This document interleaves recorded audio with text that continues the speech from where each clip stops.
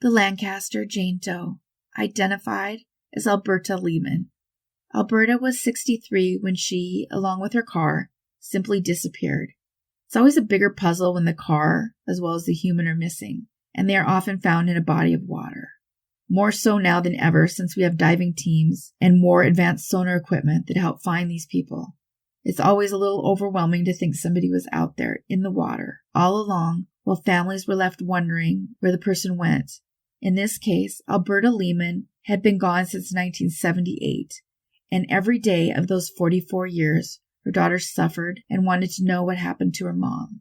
She spoke to the news about how it felt when they found her car submerged in August of 2021 in the river in Lancaster, New Hampshire. The Gorham mother's car was discovered last month in 14 feet of water, upside down and partially buried on the bottom. Her daughter Nancy has stood on the shore during these difficult days. I have driven past her for these 43 years and never knew. They say they have the same goal as the family, closure. Hopefully it's her and we can finally put her to rest with my dad. Authorities confirmed that Alberta was driving a Pontiac Le Mans that was found by accident by New Hampshire Fish and Game's remote sonar team during a training session in 2021. A dive team promptly investigated and pulled the license plate of the car, and in doing so solved an open mystery, although it would not be until May of 2022 that her identity was confirmed. They say the circumstances were not suspicious. It's been ruled it was an accident, caused by a motor vehicle collision and multiple blunt force injuries. Alberta Lehman was missing for 44 years. She went unidentified for 9 months.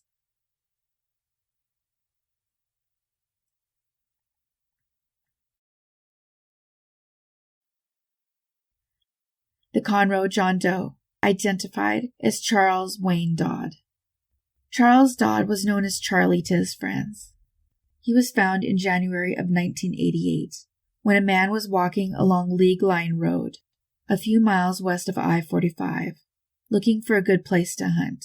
Instead, what he found was a human jawbone. Thankfully, he didn't ignore it or assume it was animal in origin. He instead took the jawbone to a dentist who would confirm for him it was human. As a result, he contacted the Montgomery County Sheriff's Office, and deputies searched the area, finding additional bones. Unfortunately, they determined it was a female skull, which further reduced the chance of ever identifying who it belonged to.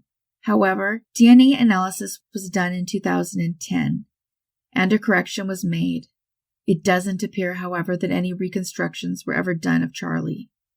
They had estimated him to be 35 to 55, which would prove inaccurate, and estimated his year of death as 75 to 87, which was accurate. It would turn out that Charles went missing from Conroe in August of 1985, so he'd likely been there for 2.5 years. Charlie was in the missing person database, so he was clearly loved, missed, and reported missing. In the announcements from Othram Labs, they note that Charlie would have been 74 years old at the time of his death, and that it's possible he was taken against his will. The investigation into this case continues, and if you have any information, please call the number on your screen. Charles Dodd was missing for 37 years. He went unidentified for 34.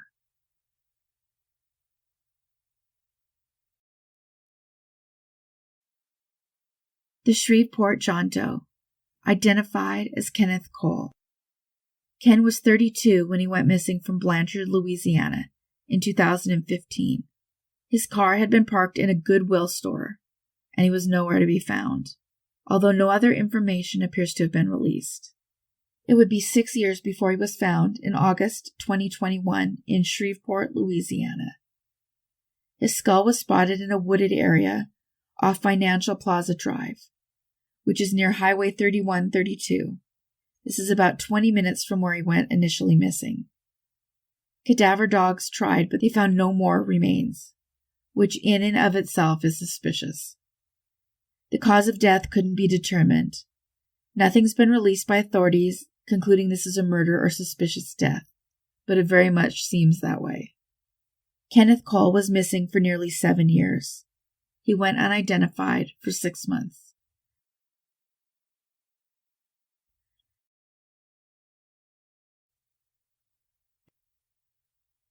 The Campbell County Jane Doe, 1998. Identified as Lori Alexander. I didn't want to leave Lori out of this lineup, but I also don't know a lot about her. She had far more recreations than she has photographs. And the one available appears to be a mugshot that's been edited to make clearer. While I didn't do the editing on that photograph, I did remove and replace the background. So if you could forgive me for taking a moment regarding this channel, if you could comment whether or not the editing of photos bothers you guys. I do it in tribute. I have a small group of backgrounds I usually rotate because I'm not trying to make it look like I didn't do anything to the photo. I do pay for a service that enhances photos for me using AI. I've also purchased programs that weren't cheap, but they don't do as well as this. But that said, I'm not sure if people would rather see the original photos. Most of them aren't very clear, perhaps because copies of copies were shared. In Lori's case, she is forever frozen at 28. That just seems incredibly unfair. So I'm always open to suggestions on how to make the channel better and show respect to the people I'm reporting on. We know she was 28 when she disappeared, and she was found along I-75 in Campbell County, Tennessee, on October 25th, 1998. Because, of course, there is yet another woman disposed of as if she didn't matter. She was thankfully found by a man searching for cans. It always makes me wonder how many people out there are still waiting to be found. That's why it's so important that people pay attention to their surroundings and report anything that they find. She was found 1 mile from the I-75 exit. She'd been beaten, stabbed, and shot. This particular ravine where she was found is a spot where people illegally dump trash quite often. It's unclear why it took so long, but Lori was found in 1998, around the same time in the same general area that she went missing. She was identified in February of 2022, thanks not to DNA but instead to a fingerprint. They had exhumed her in 2019 and obtained dental x-rays for comparison. There was no match, but it appears it may have been new technology that offered better prints after local police sent them to the FBI for evaluation. If anyone knew Lori or what may have happened to her, please call the number on your screen. I've included the TBI anonymous tip line. Anyone who knew her or her movements at the time would be appreciated. Lori Alexander went unidentified for 23 years.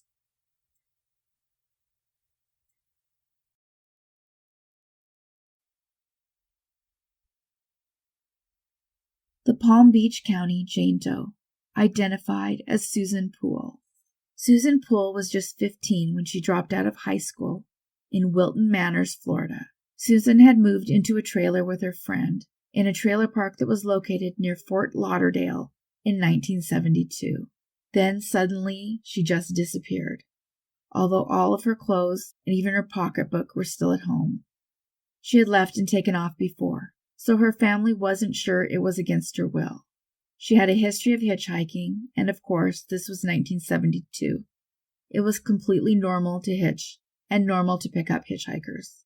What Susan's family didn't know is that about 18 months earlier, in 1974, sheriff's deputies were called to a remote location in Palm Beach County, as skeletal remains were discovered tied up with wire to a tree in the mangroves. The cause of death wasn't able to be determined. Back then, of course, DNA wasn't even on the horizon yet, so they immediately hit a brick wall. No hits were found. Also, much of the DNA processing at one point was of a type that required comparison rather than waiting for a hit. That's why some John and Jane Does have DNA on file, but require more testing for genealogical searches. Othram Labs, who has highlighted so much on this channel, contacted the sheriff's office to offer their services in this case, saying they believed they could solve it, and solve it they did. In March of 2022, they were able to provide the sheriff with both names of the victim's mother and that of her siblings. And with that, Susan had her name again. They suspect they know who took her life, believing it's likely Gerard Schaefer. Schaefer's job was to protect and serve the community. Instead, he proved to be a vile man who targeted teen girls. He is suspected of targeting as many as 26 women, but he only found himself incarcerated for 2, who were aged 16 and 17. It hardly feels like justice for Susan and all the other women whose lives he took. It turns out that Schaefer was actually given an internship as a teacher before becoming a police officer, a sheriff's deputy. It's actually very common for predators to try to choose careers or volunteer opportunities where they're in close proximity to the age group they're interested in. Sure enough, he found himself teaching high school. However, the staff at the high school soon realized he was thoroughly lacking in knowledge and ability. However, he did offer something to the school. It was his arrogant attitude, which made nobody like him. All of this sealed the deal pretty quickly. They informed him he was unsuitable for the job, and his internship was rescinded early. Unfortunately for the community he lived in, he applied to be a deputy, and he used his position to pick up hitchhiking teens while on duty. That's also why I believe Susan may have hitched a ride with this specific psycho, and she likely felt safe doing so. This is the second police officer who had a history of this that Crimehound has covered. Michelle Boucher was known as the Blue Earth Jane Doe, who also hitchhiked, and she was picked up by a police officer. Thankfully, both of these men found themselves in prison, where cops are not welcomed. I will leave his history at this. I'm not going to report on his crimes. I have no desire to glorify this miserable, sick, vile man. I can, however, say with some satisfaction that Schaefer also no longer walks the earth. He was born in 1946 and could still be alive. However, he died in 1995 at the age of 46, and he met an extremely brutal and fitting end, in prison at the hand of another inmate. It's worth noting, too, that the final reason for this brutal end was a ridiculous fight over the last cup of hot water. The mother of one of his victims also found it fitting, saying she'd long believed it would happen, but she just wished it had happened earlier. Susan Poole, now forever frozen at 15, would have been 65 years old this year. Her mother is in her 90s and thankfully was still alive to find out what had happened to her beloved daughter. She also said that it gives some semblance of closure to her and her other children, as they waited so long to find out what happened to Susan. The sheriff's office is hoping to locate and speak with 3 of Poole's friends, Julie Hunt, Michelle Williamson, and Greg Anderson, to learn more about what may have happened to her. They are at a standstill until they speak to these 3 individuals. If you know where they are, please call the number on your screen. Susan Gail Poole went unidentified for 47 years.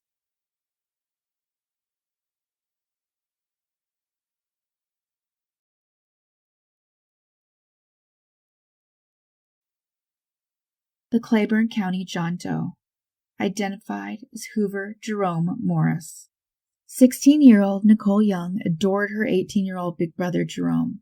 Because his absence left such a huge impact to her, it seemed like all of her memories as a young girl were wrapped up with him.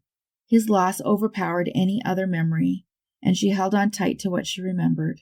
She would say that her big brother taught her everything except how to tie shoes. It was her that taught him that. Over the years, Nicole never gave up. She was nearly consumed with wanting to know what happened to Jerome, and it drove her to find answers that recently finally came. Nicole would describe the years as a roller coaster. She last saw Jerome on the afternoon of November 22nd, 1991. They mostly lived with their mother in Heflin, Alabama, when they were not with their father who had shared custody. That's where they were that day, at their mother's house, when the mysterious red car driven by a woman Jerome knew stopped by. His mother also knew the woman in the car, and she was someone that she had pressed Jerome to stay away from. He went back into the house and told his family that she had been sent by Jerome's big brother to pick him up. It was this reason that his mother relented and allowed Jerome to go with her. The oldest brother came by the house later that evening, and he was asked where Jerome was. The brother was confused and had no idea what they were talking about. He hadn't sent anyone to pick up Jerome. It isn't clear if it was a ploy to get him out of the house, or if he said it so that he could convince his mother to let him go. It was terrible timing, too. Their mother just had surgery on her knee, and it was a Friday. Thanksgiving was 6 days away, and both kids were trying to help their mom by doing some of the food prep. She said a red car pulled up and Jerome went outside. And I stood in there in front of the freezer, in front of the window, and in the kitchen, and I continued to look out I was trying to read lips and trying to see what was being said. He come back in the house, and he told my mom, he said, "Mama, I'll be back." Jerome left in that same car and was never seen again by his family. The family called every friend and relative they could think of, and no one had seen him. The next day, they went to the police to report him missing. The one confusing aspect of this is that they knew the name of the person in the car, and it seems like not much has been said about them. It's unclear if she'd been questioned, but it's quite possible they're just holding back the name.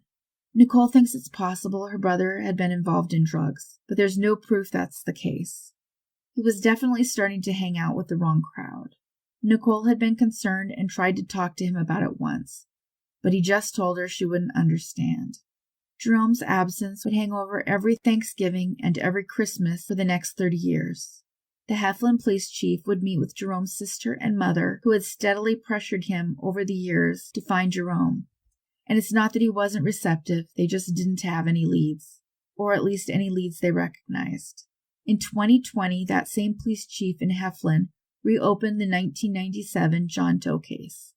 The John Doe had been found at a construction site on August 31st, 1997, which was nearly 6 years after Jerome went missing. And in 2020, part of that reopening included sending the John Doe to the Alabama Department of Forensic Sciences to see if technology had improved enough to get viable DNA, something they were able to do. And with this, he got his name back. It turns out Jerome had been a Heflin the whole time.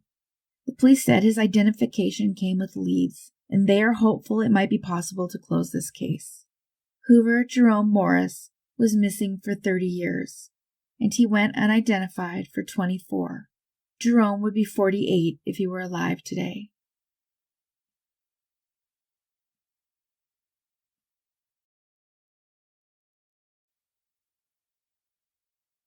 The Houston Jane Doe, 1971. Identified as Patricia Elaine Thomas-Wardell. Patricia Thomas-Wardell was just 18 years old when the young wife and mother went missing from Houston, Texas. Her daughter Cynthia was just a year old. That little girl never stopped looking for her mother. Her family told investigators they had last seen her days before her 18th birthday. The young mom was working part-time at a discount store and attending Durham Business College downtown. She was last seen catching the bus on the corner of Bennington and Hirsch Road. This was after class, but she didn't return home, and she never picked up her last paycheck. Eventually, that paycheck would be picked up by her husband. It turns out that Patricia's skeletal remains were found that following year, in 1971, in the same city she went missing, Houston, Texas. She was found where the Beltway 8 toll road is now, but at the time it didn't exist. At the time it was just a wooded area. It's possible that height and weight discrepancies were to blame for authorities not matching the remains right away. She was between 5'1" and 5'6", and one report listed her as 5'10". Her daughter would refer to the years of her being missing as a bad nightmare. She was too young to remember her mother. She existed by writing letters to programs like Unsolved Mysteries, looking for anyone to listen and help her find her mom. As an adult, she hired private detectives. Once the money came, there were no details. Several of Patricia's family members gave DNA to the Houston police back in 2016, hoping that might lend a clue to what had happened to her. They were shocked to find out that Patricia had been buried all that time, only a few minutes from where they live, something that shocked her brother Raymond, who's 82, saying it's very difficult to begin to process. It's hard to understand. It's hard to wrap your head around after all these years. She's been so close to all this time, he said. Robert, 82 now, was a TSU student when his baby sister went missing. It's been very difficult, he would say. Patricia's sister, Maxine, is now 75, and she also describes the passing of the years as horrible. Her brother Leroy, 72, said that even though it is a bad outcome, it's still a good outcome, if that makes sense. They finally know where she is after all of these years. Cynthia has had difficulty processing what happened to her mother. saying, "And now maybe I can really and truly try to be happy. And that's what I'm going to get because I'm all messed up right now," she said tearfully. Way too often, disappearances like this, they don't only take the life of somebody, they rob their whole family of happiness and the ability to even process what happened to the person they love. No one is quite sure what happened to Patricia. Cynthia said her father was questioned by police, but was never charged. So there's no way to know if it was her husband or somebody else, saying, "The person who took my mom away, they ruined my whole life. I want my mom to know I'm going to find out who did this to her, and they will pay." It's unclear if Patricia's former husband is still alive to be questioned again. The Harris County Sheriff's Office is now investigating the murder of Patricia Thomas-Wardell. If anyone has any information at all, please call the number on the screen. Patricia went unidentified for 51 years.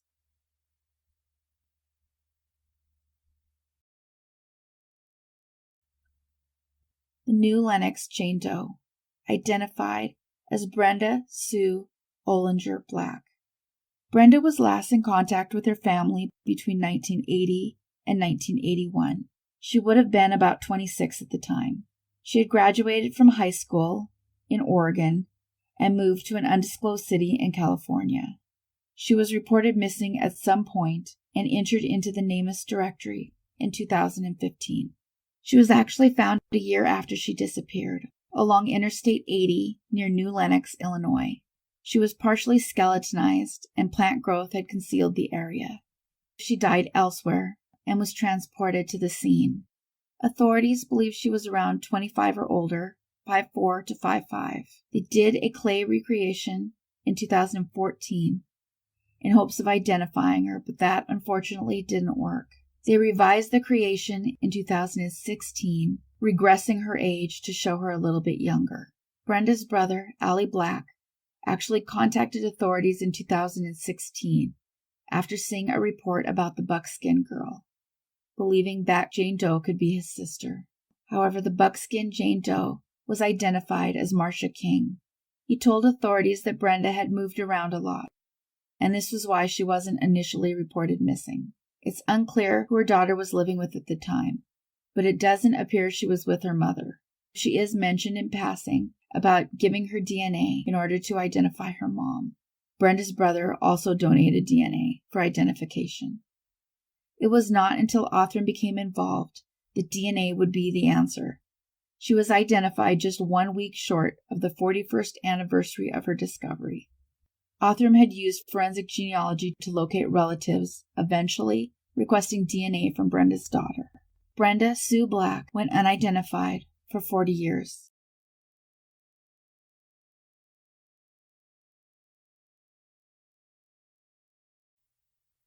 The Port Bow Jane Doe, also known as the Bride, identified as Evie Anna Rauter. This one takes place in Port Bow, Spain, on the 4th of September 1990. A young woman was found hanging by a pine tree next to the local cemetery. They quickly concluded, due to lack of evidence, that anyone else was involved, and that she took her own life. The authorities scoured the area in hopes of leads, but all that was found that may help identify her was her apparel.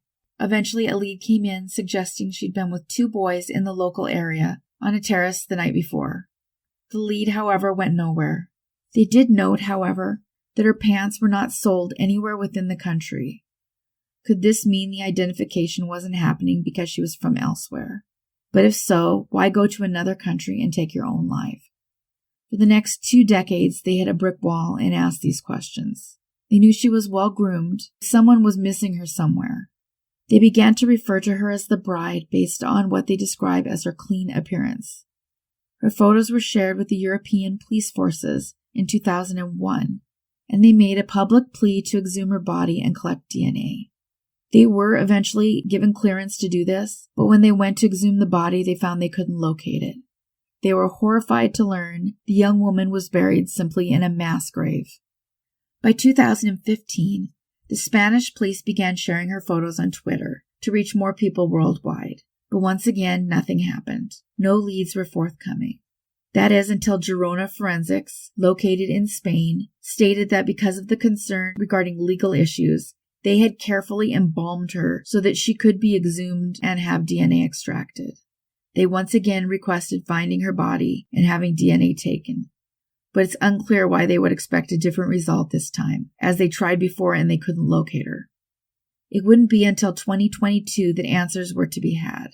In 1990, a girl named Evie had disappeared from Florence. Evie Ann Rauter lived in Lana, Italy with her parents and had just completed a degree in accounting. She spoke 4 languages, Italian, English, German, and French, and recently found a job in the export business. Evie had a lot to look forward to. She had a little bit of time before starting her job, so she traveled to Ireland with friends in the summer of 1990. Because her new job was not supposed to start until September 11th, she decided to travel to Florence and visit her sister, who was attending university there. Traveling by train to go see her. Life was good for Evie. On that final day, September 3rd, 1990, she had breakfast with her sister. In fact, Evie hadn't even dressed yet when her sister left for class. However, it wasn't abnormal for her sister to leave a note and go out and explore. And that's what she did. So when her sister returned home from class and found the note saying that she was going to Siena, it wasn't at all alarming. Siena, however, is still in Italy, and not that far. 73 kilometers, or about 43 miles. It wasn't until she didn't return that there was believed to be cause for alarm. When she didn't come back, her sister called the parents, and they hadn't heard from Evie either. It would be verified later that Spanish broadcasts had actually reached the area her family lived in, but no one placed the cases together for 32 years.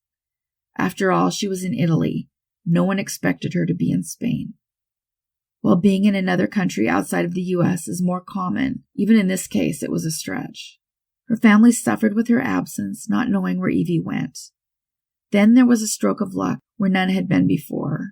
There was a program on TV about finding the bride. Much like Unsolved Mysteries, it aired in Vienna, Austria, and shockingly, someone actually recognized Evie. It was a fluke of sorts that someone contacted the editorial staff, saying he met her in the summer of 1990 in Spain. This led to the release of clothing items, which Evie's shocked family were able to identify immediately. So instead of DNA or fingerprints, it ended up being clothing and an eyewitness that led to her identification. It turns out they knew what she was wearing that day because her sister saw what was in the suitcase and they had known what was missing. It still doesn't explain, however, why Evie was in Spain in the first place, or why she took her own life, or did she? The entire situation is puzzling. Why go so far to take your own life? Or was it, perhaps, as others had done, to avoid identification and pain to the family? The view on this quickly changed, and where it was so dismissed early before, it was reevaluated, and they no longer think it was at her own hand. The knot in the noose was professional, suggesting it was done to mimic the act of taking her own life. She was also found too low for it to be of her own hand. Now they believe it was a murder. But who or why is still unknown. Evie's case has been reopened. She was declared legally dead in 2011. Evie Rauter went unidentified for 32 years.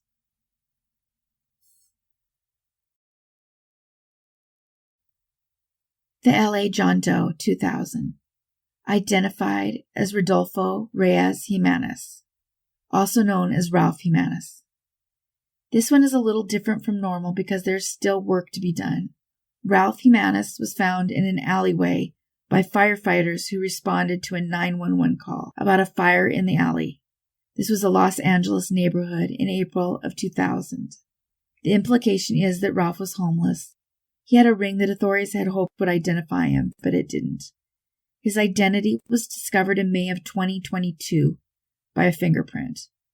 There are a number of fingerprint identifications as of late, and while this one doesn't say it was by the FBI, I do know in some other cases there was a new program developed that they've been running prints back through, prints that couldn't be identified before.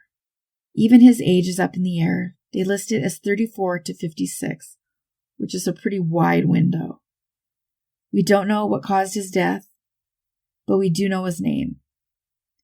His body, however, has not been claimed. They have not been able to identify a next of kin.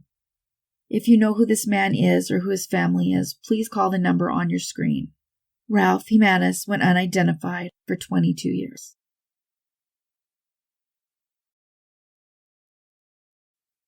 Peggy Ann Dodd. Peggy Ann Dodd was 29 when she went missing in December of 1984, and while there is no clue to where she grew up or called home, she was last seen in Houston, Texas. So very little is known about her, although she was listed online in a variety of places, along with a few photos. It's sad how limited the information is on a lot of older cases. We do know her family kept looking, and it appears the 5'5" tall, 120-pound woman was likely traveling at the time she went missing. She was found with a duffel bag containing underwear, jeans, and shoes, even a nightgown and a Sears hairdryer. She would be found on the Manfred Williams Ranch in Bend County, Texas. Although they could determine her age, weight, height, and that she had brown hair, they couldn't determine her cause of death. It was DNA technology that would solve this case 4 decades later, thanks to Intermountain Forensics. It's unclear if there is any possibility of determining whether or not there was foul play, or perhaps she was hitchhiking and succumbed to the elements. She was found about a mile east of the highway. If anyone knows what Peggy was doing at the time, or has any information on her movements, please call the Fort Bend County Sheriff's Office at 281-341-4646. Had Peggy lived, she would be 67 today. Peggy Ann Dodd went unidentified for 38 years.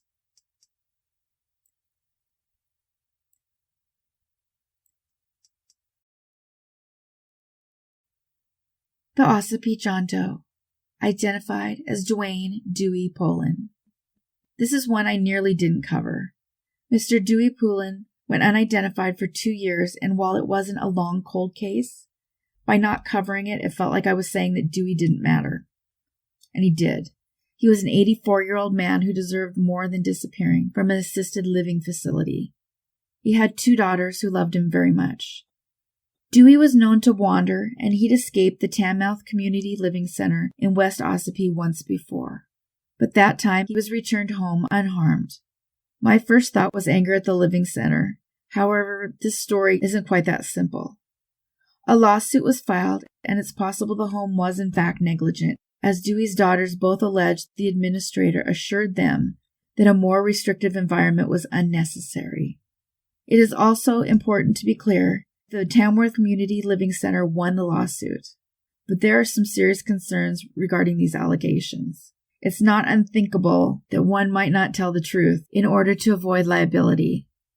It was further complicated by the fact his daughters purchased a GPS tracker that was supposed to be on the man's clothes at all times, with the home saying Dewey did not understand why it was there and he would remove it himself, and it wasn't attached to him that day.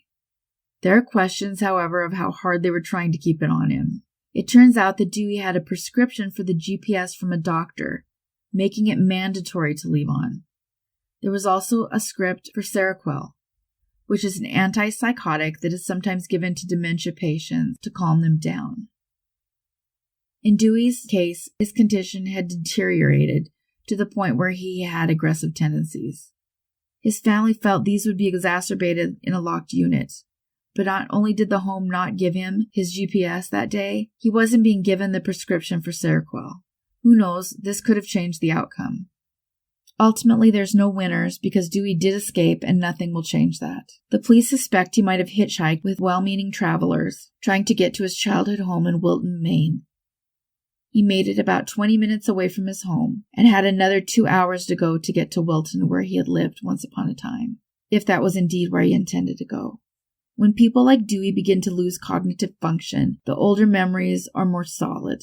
So it's possible that was his plan, to go to Wilton. Authorities had suspended the active search for him 3 days after he was reported missing, and whoever gave him a ride didn't come forward. Dwain Dewey Poulin was missing for 4 years. He went unidentified for 2.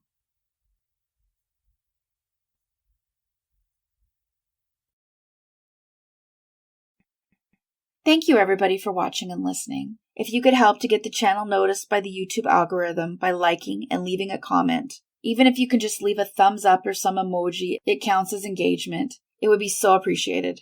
And don't forget to subscribe if you haven't yet. Thanks, everyone. Take care of yourselves and each other.